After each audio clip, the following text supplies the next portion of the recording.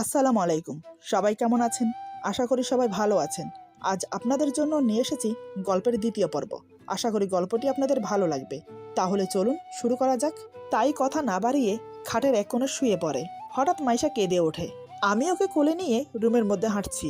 হঠাৎ ফাহিম বলে, চোখের সামনে প্রাক্তনকে তার বউয়ের সাথে দেখে তোমার বুঝি খুব কষ্ট হচ্ছে।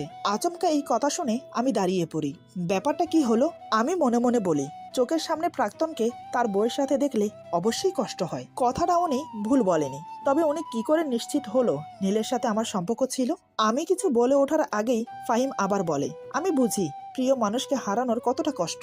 তাই তোমার কষ্ট কিছুটা দূর করার জন্য তাকে তোমার চোখের সামনে থেকে সরিয়ে দেওয়ার ব্যবস্থা করছি।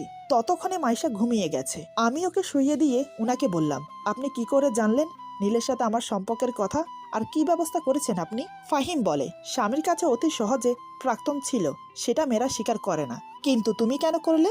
আমি বললাম, আমি তো বলিনি যে নীল আমার প্রাক্তন ছিল। আর ওই যে আপনি বললেন আপনি আমার স্বামী, তাই স্বীকার করতেই পারি। ফাহিম বলে, ও আচ্ছা, তবে শোনো, শেষবারের মতো আমি আর ঈশা 3 মাস আগে রেস্টুরেন্টে গিয়েছিলাম। সেখানে তুমি নীলের সাথে ছিলে, তখন দেখেছি। আমি অবাক হয়ে বললাম, এক দেখাতে আমাকে মনে রেখেছেন? ফাহিম বলে, মনে রাখার মতো ঘটনা ঘটেছিল সেদিন, তাই মনে রেখেছি। আমি আরো অবাক হয়ে বললাম, কি ঘটেছিল মানে? বুঝলাম না, বুঝিয়ে বলেন। ফাহিম বলে, নীল তোমার মুখের উপর ফুলের তোড়াটা ছুঁড়ে না মারলে হয়তো সেদিনের তোমার অসহায় মুখটা মনে থাকতো না। ওনার কথা শুনে কষ্টে বুকটা ফেটে যাচ্ছে, তাই দেয়ালের দিকে কাত হয়ে শুয়ে পড়লাম, যাতে আমার কষ্টের সাক্ষী কেউ না থাকে। ওনার কথা শুনে অতীত মনের ভেতর চাগার দিয়ে উঠল। নীলের সাথে সম্পর্ক ছিল 1 বছরের, যদিও 1 বছর হওয়ার আগে থেকেই নীল আমাকে এড়িয়ে চলছে। 3 মাস আগে আমাদের সম্পর্কের 1 বছর হয়েছিল। সেদিন রেস্টুরেন্টে নীল আর আমি বসে আছি। নীল আসার পর থেকেই ফোন নিয়ে ব্যস্ত। আমি কোনো কথা বললে হ্যাঁ বলে যাচ্ছে। তারপর জোর করে ওর হাত থেকে ফোনটা টেনে নিতেই নীল রেগে যায়। নীল বলে, কোন অধিকারে আমার ফোন নিয়েছো? জানো না কারো পার্সোনাল জিনিসে হাত দিতে নেই? আমি বললাম, ফোনে কি এমন কাজ করছো যে আমি দেখতে পারবো না? নীল বলে, সব কথা তোমার জানার দরকার নেই। আর হ্যাঁ, তোমার সাথে সম্পর্ক সামনের দিকে এগোনো যাবে না। আমি তো ওর কথা শুনে অবাক হয়ে গেলাম। ভেবেছিলাম ও মজা করছে। তারপর আমি সিরিয়াসলি বললাম, কেন, তুমি কি আমাকে ভালোবাসো না? নীল তার উত্তর না দিয়ে বলে, আমি বিদেশে চলে যাচ্ছি। এমন সময় নীলের ফোনে কল আসায় সে রেস্টুরেন্ট থেকে বের হয়ে যাবে। তখনই ওর হাত ধরে ফুলের তোড়া দিয়েছিলাম, কিন্তু ও কি করলো, অনেক লোকের সামনে আমাকে অপমান করে চলে গেল। আজকে কথাগুলো মনে পড়তেই আবার কষ্ট হচ্ছে। কিছুক্ষণ কেঁদে নিজের কষ্ট হালকা করলাম। একসময় ঘুমিয়ে পড়লাম। সকালে ঘুম থেকে উঠে ফ্রেশ হয়ে শাশুড়ি মায়ের সাথে সকালে নাস্তা বানাতে তাকে সাহায্য করছি। তখনই বাচ্চার কান্নার শব্দ শুনে রুমে আসতে ফাহিম বলে, রুমে আসতে এতক্ষণ সময় লাগে? কানে শুনতে পাও না নাকি যে ও কান্না করছে? আমি বললাম, আমি তো কাজ করছিলাম। ফাহিম বলে, কি যে কাজ করো জানা আছে আমার। বাচ্চা সামালতে পারে না, তার আবার বড় বড় কথা। ওনার কথার উত্তর না দিয়ে মাহিরাকে কোলে নিলাম। সাথে সাথে ওর কান্না বন্ধ হয়ে গেল। আমি মাহিরাকে নিয়ে রুম থেকে বেরোতে যাব, তখনই উনি বলে, এই মেয়ে, এই তুমি নিজেকে কি খুব চালাক মনে করো? হ্যাঁ, মাহিরাকে নিয়ে চলে গেলে একটু পর মাইশা কাঁদবে, তাতে আমার ঘুম হবে না, তাই মাইশাকে রেখে যাচ্ছ। আমি বললাম, না মানে, ও তো ঘুমোচ্ছে। ফাহিম বলে, ও ঘুমোচ্ছে বলে কি ওকে দেখতে হবে না? যদি আমার মেয়েদের দায়িত্ব নিতে না পারো, তাহলে বাড়ি থেকে বিদায় হও। কোনো সৎ মা আজ পর্যন্ত ভালো হয়নি, আর এ যুগে উনি আসছে, যত সব। আমি ওনার কথা শুনে বাচ্চা দুটোকে কোলে নিয়ে রুম থেকে বেরিয়ে গেলাম। সকাল সকাল ওনার খারাপ ব্যবহার, আবার এদিকে নীলের মুখ দেখা, মনে হচ্ছে আমার কলিজায় কেউ যেন ছুরি ধরে আছে। নিজের চোখের জল আর ধরে রাখতে পারলাম না। এদিকে মীরা ঘুম থেকে উঠে আমার কাছে এসে আমার চোখে পানি দেখে বলে, আপু, তুই কান্না করছিস কেন? আমি বললাম, আরে না, চোখে মনে হয় কি যেন পড়েছে। মীরা বলে, মিথ্যে বলছিস তুই, ফাহিম ভাইয়া নিশ্চয়ই তোকে কিছু বলেছে, তাই তো? আমি চুপ করে রইলাম, কিছু বললাম না। মীরা বলে, কেন শুধু শুধু এই বিয়েটা করলি? আমি বাচ্চাদের দেখিয়ে বললাম, এই যে দেখছিস 2টি ফুল, তুই তো জানিস ছোট বাচ্চা দেখলেই আমার কোলে নিতে ইচ্ছে করে, আর আমি তাকেও দেখিয়ে দিতে চাই যে আমিও ভালো আছি। মীরা বলে, সে কে ছিল? আমি বললাম, বাদ দে, তুই একটু ওদের কাছে বস, আমি একটু কাজ শেষ করে আসছি। মীরা বলে, আচ্ছা। এমন সময় কলিং বেলের শব্দ শুনে শাশুড়িমা দরজা খুলে দেয়। আমি সেদিকে ধ্যান না দিয়ে নিজের কাজে মন দেই। একসময় আমি কাজ শেষ করে ড্রয়িং রুমের দিকে আসতেই দেখি আমার বাবা মা, মীরার বাবা মা এবং নীলের মা বাবাও এসেছে। সবকিছুই ঠিক আছে, কিন্তু আমার মা বাবাকে দেখে তো আমার ভয় করছে, কারণ তারা নীলকে চেনে। তারা নীলকে দেখলে তো মীরা সব জেনে যাবে। এখন কি করব ভেবে পাচ্ছি না। সবার সাথে দেখা হওয়ার আগে আমার নীলের কাছে যাওয়া উচিত। ও যাতে আমার মা বাবার সামনে না যায়। এমন সময় ফাহিমের সাথে নীল ড্রয়িং রুমে প্রবেশ করতেই আমার বাবা বলে, তুমি আমার মেয়েকে ঠকিয়ে মীরাকে বিয়ে করেছো? তোমার লজ্জা হওয়া উচিত। যে মেয়েকে ঠকিয়েছো আবার তার বোনকে বিয়ে করেছো। তোমার বাবা মাকে দেখে তো মনে হয় ভদ্রলোক, কিন্তু ছেলেকে ঠিকমতো শিক্ষা দিতে পারেনি। বাবার কথা শুনে মীরার মা অবাক হয়ে বলে, এসব কি বলছেন? এই ছেলের সাথে ইবার সম্পর্ক ছিল? বাবা বলে, হ্যাঁ, ইবা আমাদের কাছ থেকে কখনো কোনো কিছু লুকিয়ে রাখেনি। ওদের সম্পর্কের কথা জানানোর পর আমি ছেলেটার ব্যাপারে খোঁজ খবর নেই, সব ভালো শুনি।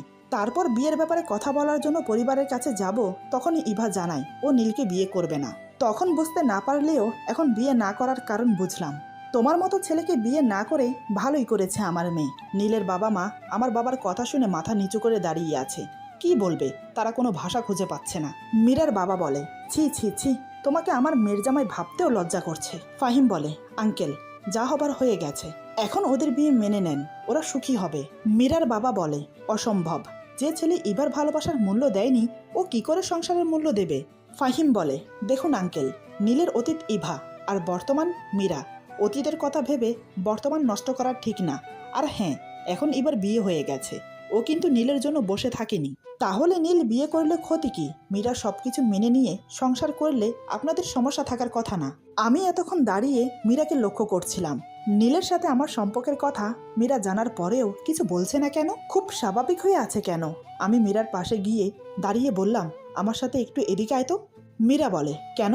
আমি বললাম, আগে আয়, তারপর বলছি।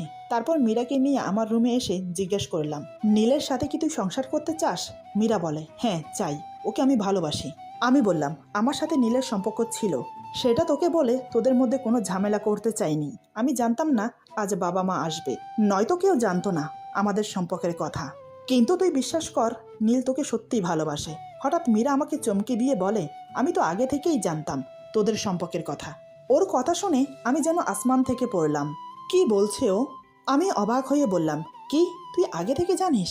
মীরা বলে, না মানে ওই আর কি। আমি বললাম, মীরা, তুই সত্যি কথা বলতো, তুই আমাদের সম্পর্কের কথা জানিস?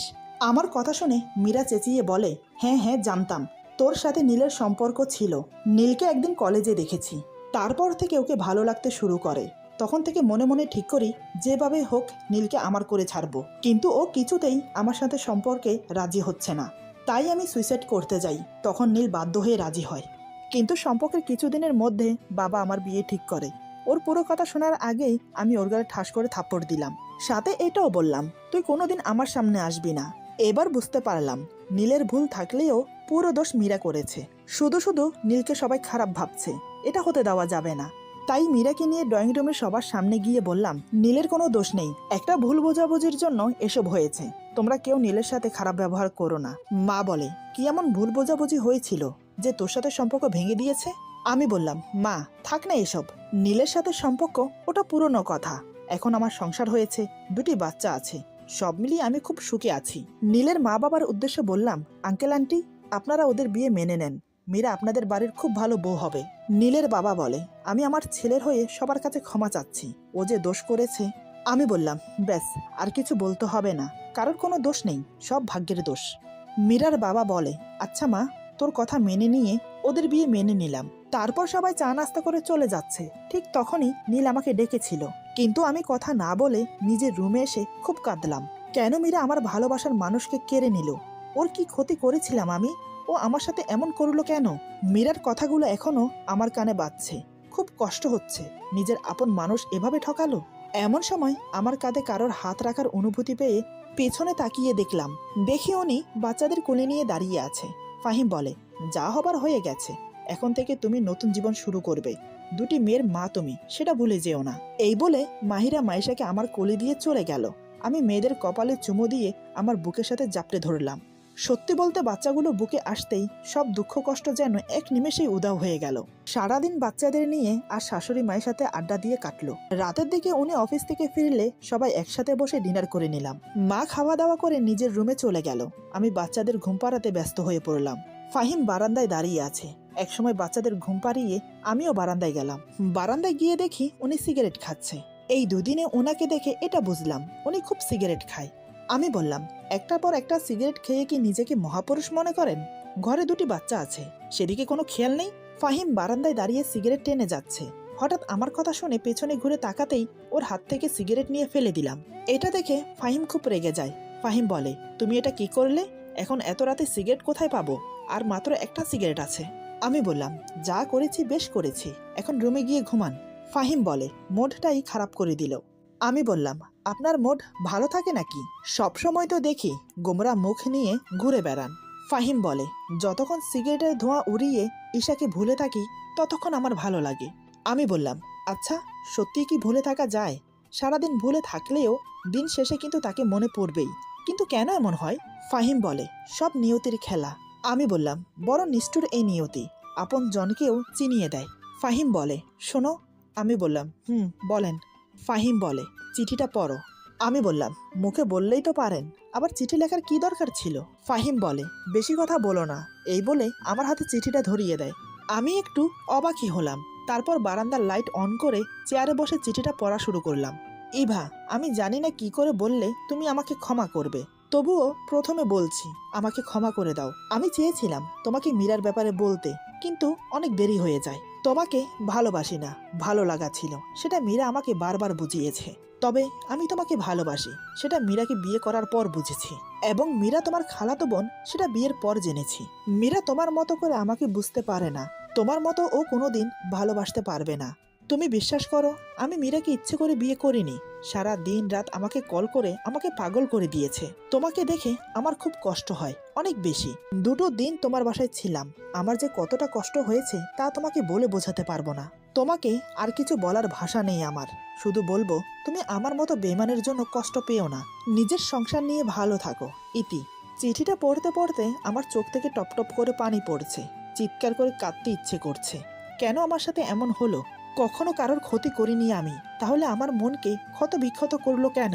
এমন সময় ফাহিম আরেকটা সিগারেট খাচ্ছে, হঠাৎ সেটা ছিনিয়ে নিয়ে মুখে দিলাম। সিগারেটে একটা টান দিতে না দিতেই কাশতে কাশতে আমার দম বন্ধ হয়ে আসলো। এটা দেখে ফাহিম আমার হাত থেকে সিগারেট কেড়ে নিয়ে বলে, ইভা, তুমি কি পাগল হলে? জানো না সিগারেট কতটা ক্ষতিকর? আমি কান্না করতে করতে বললাম, আপনিও তো খান, আপনার কিছু হয় না? ফাহিম বলে, আমি আর তুমি এক না। আমি বললাম, কিন্তু কষ্টগুলো তো কিছুটা এক। ফাহিম কি বুঝে আমার হাত ধরে রুমে এনে বাচ্চাদের দেখিয়ে বলে, আমাদের সব কষ্ট ভুলিয়ে দেবে, এই যে দেখছো এই 2টি ফুল। বাচ্চাদের মুখের দিকে তাকাতেই আমি শান্ত হয়ে গেলাম। আমি বললাম, আরে আমি তো ভুলেই গিয়েছিলাম, আমি যে মা, সন্তানদের জন্য মায়েদের সব কষ্ট ভুলে থাকতে হয়। আমি আর কারোর জন্য কষ্ট পাবো না। চোখের পানি মুছে রান্নাঘরে চলে গেলাম। তারপর দুধ হালকা গরম করে ফিটারে ভরে রুমে আসতেই ফাহিম আমাকে দেখে হাসছে। এই 2 দিন এই বাড়িতে এসেছি, আজ এই প্রথম ওনার মুখে হাসি দেখলাম। হাসলে কি সুন্দর লাগে ওনাকে। আমি বললাম, আপনি হাসছেন কেন? ফাহিম বলে, ঘড়ি দেখেছো, রাত 2টো বাজে। এখন তুমি ওদের জন্য দুধ গরম করে এনেছো, কিন্তু ওরা তো ঘুমোচ্ছে। আমি বললাম, ওদের খিদে লেগেছে, মায়েরা জানে কখন সন্তানের খিদে পায়, বুঝেছেন? এতে হাসি পাওয়ার কিছু হয়নি।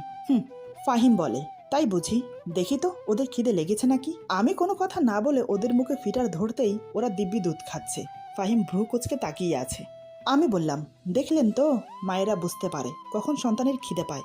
ফাহিম বলে, সাথে এটাও বুঝলাম যে তুমি অনেক ভালো। আমি বললাম, আপনি ঘুমান, সকালে অফিসে যেতে হবে। ফাহিম বলে, এই বলে সে ঘুমিয়ে পড়ে। বাচ্চাদের খাইয়ে দিয়ে আমিও ঘুমিয়ে পড়লাম। রাতে প্রচণ্ড গরম লেগেছে। সকালে ঘুম থেকে উঠে দেখি পুরো শরীর ঘামে চুপচুপ করছে আর খুব অস্বস্তি লাগছে। তাই সকাল সকাল গোসল করেছি। ড্রেসিং টেবিলের সামনে দাঁড়িয়ে শাড়ির কুচি ঠিক করছিলাম। তখনই ফাহিম ফ্রেশ হয়ে রুমে এসে আমাকে দেখে। আমাকে দেখা মাত্রই হঠাৎ আমার গালে ঠাস করে থাপ্পড় লাগিয়ে দেয়। আমি কিছু বুঝে ওঠার আগেই শাড়ির আঁচল ঘাট থেকে ফেলে দিয়ে আমাকে ধাক্কা মারলো। তখনও পুরোপুরি শাড়ি পরা হয়নি আমার, তাই ধাক্কা খাওয়ার সাথে সাথে শাড়িতে পা পেঁচিয়ে পড়ে গিয়ে কপালটা ঠুকে গেল খাটের পায়ার সাথে। ব্যথায় মুখ থেকে স্পষ্ট সুরে বেরিয়ে এলো, উফ। এদিকে কপালটার সাথে সাথে ফুলে গেল আর গালে 5 আঙ্গুলের দাগ বসে গেল। আমি কোনো রকম শাড়িটা শরীরের সাথে জড়িয়ে উঠে দাঁড়ালাম। ফাহিম বলে, আমার উপর স্বামীর অধিকার দেখাবে না এবং আমার রুমের কোনো কিছুতে আমার অনুমতি ছাড়া হাত দেবে না।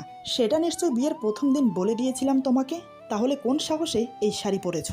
আমি ছলছল নয়নে ওনার দিকে তাকিয়ে বললাম, না মানে?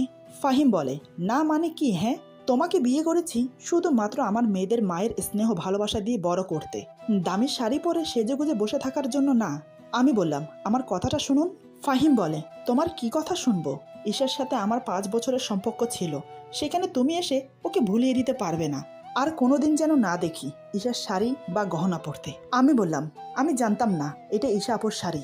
ফাহিম বলে, জানো না মানে কি? মিথ্যা বলার জায়গা পাও না? আলমারিতে আমার আর ঈশার জামা কাপড় ছাড়া আর কারো জামা কাপড় নেই। তাহলে? আমি বললাম, সত্যি বলছি, বিয়ের সময় যে কয়টা শাড়ি দিয়েছেন সেগুলো ওয়ার্ড্রবের ভেতরে রেখেছি, সেখান থেকে এই শাড়িটা নিয়েছি। আলমারি থেকে কোনো শাড়ি বের করে নিয়ে আমি ভেবেছিলাম এটাও হয়তো আপনি দিয়েছেন। বিয়ের পর বাবার বাড়িতে যাওয়া হয়নি, তাই আমার কোনো জিনিস নিয়ে আসতে পারিনি, নয়তো এই শাড়ি পরতে হতো না। ফাহিম বলে, মায়ের থেকে শাড়ি নিতে পারোনি? আমি বললাম, মা ঘুমাচ্ছিল আর বৃষ্টিতে আমার শাড়ি শুকায়নি। ফাহিম যত সব বলে অফিসে চলে যায়। উনি চলে যাওয়ার পর আমি ডুকরে কেঁদে উঠি। সত্যি বলতে ঈশা আপুর শাড়ি পরে নিজেকে অপরাধী মনে হচ্ছে। আমার জন্য উনি আজকে আবার কষ্ট পেল। হয়তো বিশ্বাস করেনি যে আমি জেনে বুঝে শাড়ি পরিনি। ভাগ্য এতটাই খারাপ যে মনে হচ্ছে কারোর ভালোবাসা পাবো না। নিজের কষ্ট নিজের মধ্যে রেখে মাকে কল দিলাম। কল রিসিভ হতেই আমি বললাম, হ্যালো মা। মা বলে, কি রে, কি হয়েছে তোর?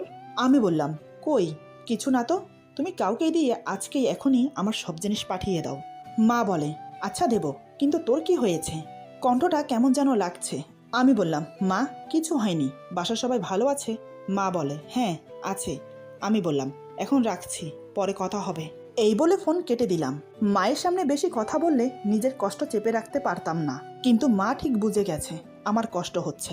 এদিকে আমার চোখের পানি দেখে মাহিরা কেঁদে ওঠে। ওর কান্না দেখে আমি চোখ মুছে ওকে কোলে নিয়ে বললাম, আমার শোনা মা, কাঁদে না, দেখো তোমার মা হাসছে, তুমি আমার ভালো মেয়ে তো, হাসো।